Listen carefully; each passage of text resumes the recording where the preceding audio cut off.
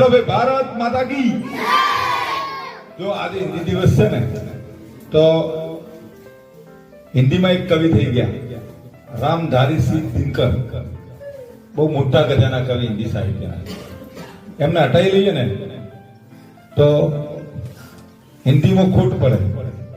બરાબર. આ રામધારીસિંહ દિનકર આપણા ભારતના સંસદ સભ્ય પણ રહી ચૂકેલા છે, અને આપણી સંસદમાં પણ એમને ઘણી બધી કવિતાઓ કીધી છે. પણ એમની ખૂબ ચર્ચિત કોઈ કવિતા હોય તો આ છે. તમારા લેવલ નહીં, પણ તમે ખાલી વફળવાનું રાખજો, મજા આવશે વફળવાની. બરાબર. કવિતાનું નામ છે કૃષ્ણ કી ચેતાવની. કૃષ્ણ કી ચેતાવની. મહાભારતનો એક પ્રસંગ હતો, તમને બધાને ખબર હશે કદાચ. આ જે કવિતા છે મહાભારતના પ્રસંગ ઉપર આધારિત છે. મહાભારતમાં એક ઘટના ઘટે છે. પાંડવો જયારે દ્રૌપદીને હારી જાય છે ને, એ પછી વનવાસ જાય છે, અને વનવાસ થઈ 12 વર્ષનો વનવાસ ને 1 વર્ષનો અજ્ઞાતવાસ એ પૂરો કરીને પાછા રાજ્યમાં આવે છે. એટલે નિયમ પ્રમાણે પોતાનો હક માગે.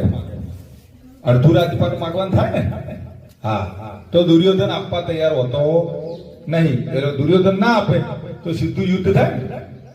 પણ છતાંય ભગવાન શ્રી કૃષ્ણ યુદ્ધને ટાળવા માંગતા હતા કે યુદ્ધ ના થાય તો સારું, યુદ્ધ ના થાય તો સારું, કારણ કે સમાજ માટે યુદ્ધ એ સારી બાબત નથી.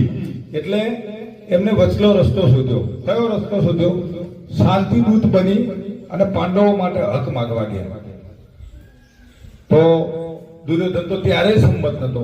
તો કૃષ્ણ ભગવાને પાંડવો વતી એવી માંગ કરી કે ભાઈ એમને અડધું રાજ્ય જોતું નહીં, ખાલી 5 ગામ આપો. કેટલા?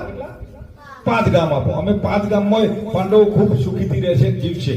પણ દુર્યોધનની વિચારધારા કેવી હતી કે 5 ગામ શું, 100 ની નોક આવે ને ઉપરની ટોચ, એટલી જમીન આપવા તૈયાર હતો નહીં. એ પ્રસંગ ઉપર આખું કાવ્ય છે.